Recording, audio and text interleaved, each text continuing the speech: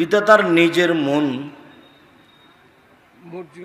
মন মর্জির কারণে নিজের সুবিধার্থে কয়েকজন ভাই বোন সহ আমার মাকে ছেড়ে দেন।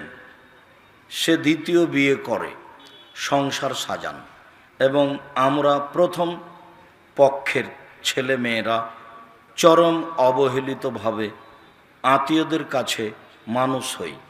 বাবা মায়ের ডিভোর্সের 23-24 বছর পর একদিন আমি আমার পিতার সাথে ভিন্ন এক বিষয়ে রাগারাগি করি। আমি তার প্রথম কন্যা সন্তান। রাগারাগি করার পর আমার বাবা তার বোনের বাসায় চলে যায় এবং সেখান থেকে অসুস্থ হয়ে মারা যায়।